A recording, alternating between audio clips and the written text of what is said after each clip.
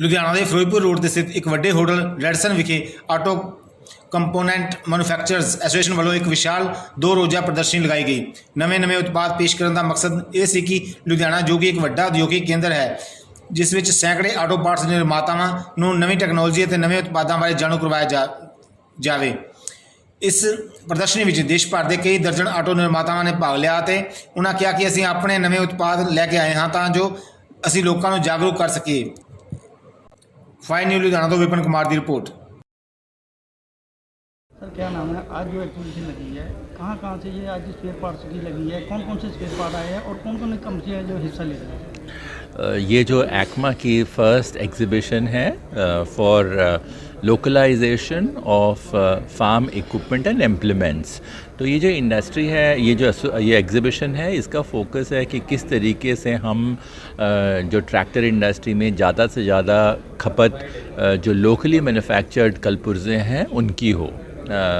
तो इस एग्ज़िबिशन में करीब 50 से ज़्यादा ऑटो कंपोनेंट मैन्युफैक्चरर्स अपनी नुमाइश लगा रहे हैं प्रोडक्ट्स की, टेक्नोलॉजीज़ की, जो कि लेटेस्ट टेक्नोलॉजीज़ एंड प्रोडक्ट्स हैं। और जो विज़िटर्स हैं वो फार्म इक्विपमेंट या ट्रैक्टर मैन्युफैक्चरर हैं। तो देश के तमाम हिस्सों से कंपोनेंट मैन्युफैक्चरर्स आए हैं और देश के तमाम हिस्सों से ट्रैक्टर मैन्युफैक्चरर भी आए हैं। और ये एक B2B मीट है, यानी कि बिज़नेस टू बिज़नेस एग्ज़िबिशन है।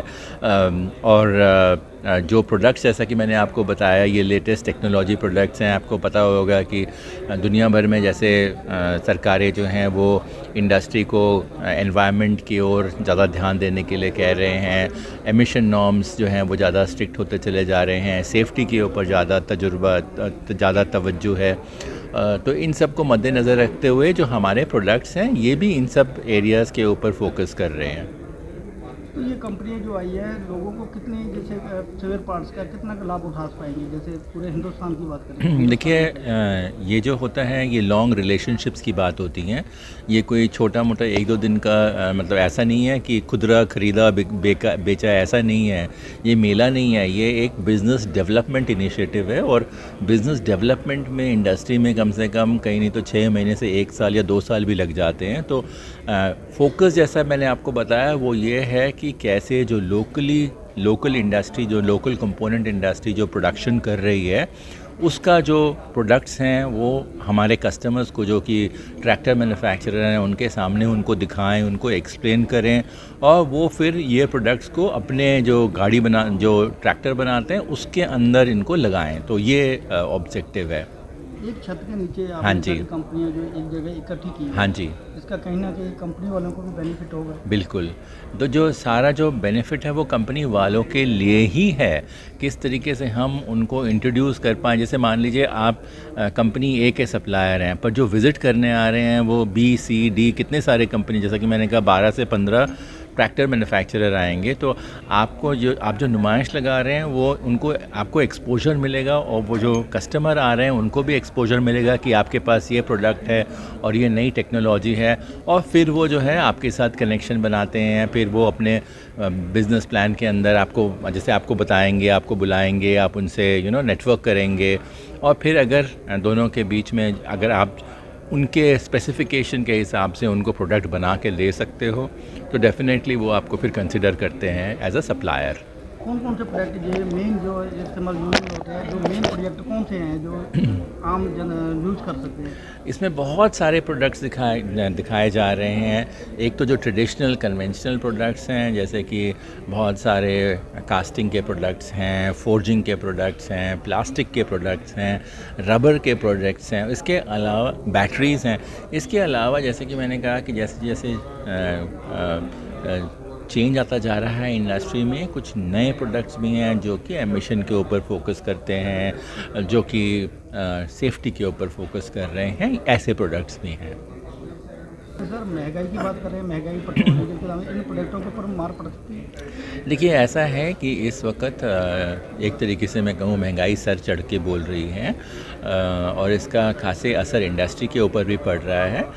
अगर आप इंडस्ट्री के दृष्टिकोण से देखें, जैसे जो बेसिक रॉ मटेरियल्स हैं, स्टील है, एल्यूमिनियम है, कॉपर है या प्लास्टिक प्रोडक्ट्स हैं, पिछले साल के मुताबिक इनके जो प्राइस हैं ये कहीं ना कहीं 30 से 50% ज़्यादा बढ़ चुके हैं, ठीक है ना। तो डेफिनेटली ये एक चैलेंज है इंडस्ट्री के लिए।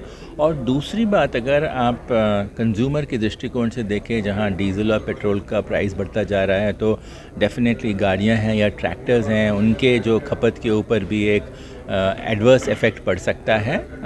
तो ये डेफिनेटली एक चिंता का विषय है इंडस्ट्री के लिए और हमने अपनी दरख्वास्त करी है सरकार से कि कुछ वो इंटरवेंशन करें, specially from raw materials side. तो पर देखिए इशू क्या है ना कि जो रॉ मटेरियल के प्राइसेस हैं उनका जो मेन रीज़न है, जैसे रशिया यूक्रेन वॉर हुई, उसकी वजह से रॉ मटेरियल के प्राइसेस बढ़ रहे हैं, उसकी वजह से पेट्रोल और डीजल के प्राइस बढ़ रहे हैं। तो ये एक अनफॉर्चुनेट सिचुएशन है जिसका सरकार बहुत कम कंट्रोल कर सकती है उनके ऊपर।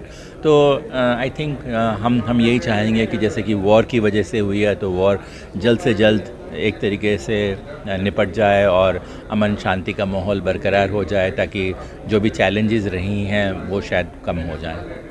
एक छत के जैसे अभी लाभ उठा सकते हैं कंपनियां, जैसे अभी जगह सभी को बेनिफिट हो सकता है, जैसे कंपनियां आई हैं। बिल्कुल बिल्कुल, जैसे कि मैंने आपको समझाया, जो बेसिक ऑब्जेक्टिव ये है कि हमारा कस्टमर कौन है। हमारा कस्टमर है ट्रैक्टर बनाने वाला, और हम जो कंपोनेंट मैन्युफैक्चरर्स जो इन्होंने नुमाइश लगाई है, वो किस तरीके से अपने आप को इंट्रोड्यूस कर सकें ट्रैक्टर मैन्युफैक्चरर से, ताकि उनको बिज़नेस अपॉर्चुनिटीज़ मिलें। छत के थले कंपनियां तकरीबन 50 ਤੋਂ ਪਲੱਸ ਕੰਪਨੀਆਂ, ਕਿੰਨਾ ਕੁ ਬੈਨੀਫਿਟ ਮਿਲ ਸਕਦਾ ਤੁਹਾਨੂੰ? ਸਰ ਮੇਰਾ ਨਾਮ ਮਨਵਿੰਦਰ ਸਿੰਘ ਹੈ। Basically I am representing JK Fenner. ਤੇ ਇੱਥੇ ਮਤਲਬ ਆਉਣ ਦਾ ਸਾਨੂੰ ਬਹੁਤ ਇਟਸ ਅੰਡਰ ਵਨ ਰੂਫ ਸਾਨੂੰ ਬਹੁਤ ਫਾਇਦਾ ਹੋਇਆ ਕਿ ਬਈ ਇੱਥੇ ਜਿਹੜੇ ਵੀ ਬਿਜ਼ਨੈਸਿਸ ਓਰੀਐਂਟਡ ਕੰਪਨੀਆਂ ਹੈਗੇ ਨੇ, that we can supply directly or indirectly. ਤੇ ਸਾਰੀ ਇੱਕੋ ਛੱਤ ਦੇ ਅੰਦਰ, I mean you are getting the entire benefit of reaching out each and everyone। ਤੇ ਅਦਰਵਾਈਜ਼ ਉਹ ਕੀ ਹੁੰਦਾ ਹੈ ਕਿ ਬਈ ਜਦੋਂ ਤੁਸੀਂ ਨਹੀਂ ਹੁੰਦੇ ਹੋ ਤੇ ਤੁਸੀਂ ਹਰ ਵੇਲੇ ਟਾਈਮ ਸਪੈਂਡ ਕਰਦੇ ਹੋ ਫਲਾਈਟਸ ਦਾ, ਆਪਣੇ ਜਾਣ ਆਉਣ ਦਾ, ਦੈਨ ਅਪਾਇੰਟਮੈਂਟਸ ਦਾ, ਬੰਦਾ ਬਿਜ਼ੀ ਹੁੰਦਾ, ਨਹੀਂ ਮਿਲ ਪਾਉਂਦਾ। ਤੇ ਇਹੋ ਜਿਹੇ ਇਵੈਂਟ ਨਾਲ ਬਹੁਤ ਜ਼ਿਆਦਾ ਸਪੋਰਟ ਇੱਕ ਮਿਲਦਾ ਹੈ ਕਿ ਤੁਸੀਂ ਮਤਲਬ ਇੱਕੋ ਛੱਤ ਦੇ ਥੱਲੇ ਸਾਰੇ ਹੀ ਜਿਹੜੇ ਸਪਲਾਇਰਸ ਦੇ ਕਸਟਮਰਸ ਨੇ, ਉਹ ਸਾਰੇ ਇੱਕ ਪਾਸੇ ਆ ਕੇ you can get more business and get in touch with it. As a JK Fenner, we are manufacturer of belts, auto tensioners, hoses, water pumps, and oil seals. So all this product, we have seen a lot of scope in the customer here that we can sell at. जिथे ਜਿਹੜਾ ਅਸੀਂ ਵੇਚ ਸਕਦੇ ਹਾਂ, and definitely we will have more business. For example, we are talking about ITL, we are talking about Swaraj, New Holland, so all these customers ਇੱਥੇ ਸਾਨੂੰ ਮਿਲੇ ਨੇ, and we are seeing good response with them, and thanks to ACMA, thanks to the entire team for organizing such a good event। ਤੋਂ ਇਲਾਵਾ ਜੀ ਹੋਰ ਐਗਜ਼ੀਬਿਸ਼ਨਾਂ ਤਾਂ ਨਹੀਂ ਲੱਗਣੀਆਂ ਚਾਹੀਦੀਆਂ ਜਿਹਦਾ ਕਿ ਕਿਤੇ ਨਾ ਕਿਤੇ ਬੈਨੀਫਿਟ ਹੀ ਹੋ ਗਿਆ? ਹਾਂਜੀ, ਇਹਦੀ ਐਗਜ਼ੀਬਿਸ਼ਨ ਦੇ ਬਹੁਤ ਫਾਇਦੇ ਨੇ ਸਰ। ਇਹਦੇ ਵਿੱਚ ਤੁਹਾਨੂੰ ਟਰੈਵਲ ਟਾਈਮ ਕੱਟ ਹੋ ਜਾਂਦਾ ਹੈ, ਤੇ ਬਿਜ਼ਨਸ ਜਿਹੜੇ ਡੈਲੀਗੇਟਸ ਨੇ ਉਹ ਤੁਹਾਨੂੰ ਅਵੇਲੇਬਲ ਇੱਕੋ ਰੂਫ ਦੇ ਅੰਦਰ ਮਿਲ ਜਾਂਦੇ ਨੇ, ਤੇ ਇਹ ਬਹੁਤ ਜ਼ਿਆਦਾ ਇਹਦਾ ਐਡਵਾਂਟੇਜ ਹੈ। ਇਹੋ ਜਿਹੀਆਂ ਚੀਜ਼ਾਂ ਬਾਰ-ਬਾਰ ਹੋਣੀ ਚਾਹੀਦੀਆਂ, ਇਨਫੈਕਟ ਆਲ ਓਵਰ ਇੰਡੀਆ 'ਚ ਇੱਦਾਂ ਦੀ ਹੋਣੀ ਚਾਹੀਦੀਆਂ, ਤਾਂ ਕਿ ਸਾਡਾ ਟਰੈਵਲ ਟਾਈਮ ਬਚੇ, ਸਾਡਾ ਬਿਜ਼ਨਸ ਡਿਵੈਲਪਮੈਂਟ ਟਾਈਮ ਬਚੇ, ਸਾਰੇ ਕਸਟਮਰ ਇੱਕ ਜਗ੍ਹਾ ਆ ਕੇ ਗੱਲਬਾਤ ਕਰਨ, and then we can take it forward from there. ਕਿਤੇ ਨਾ ਕਿਤੇ ਮਹਿੰਗਾਈ ਦੀ ਗੱਲ ਕਰੀਏ ਕਿ ਸਰ ਪੈਟਰੋਲ ਡੀਜ਼ਲ ਦੇ ਦਾਮ ਵਧੇ, ਉਹਦੇ ਵੀ ਅਸਰ ਪੈ ਸਕਦਾ? ਇਹਦੇ ਵਿੱਚ ਦੇਖੋ ਸਾਰੀ ਚੀਜ਼ਾਂ ਦਾ ਅਸਰ ਤਾਂ ਪੈਂਦਾ ਹੀ ਹੈ। Ultimately it comes down to everything.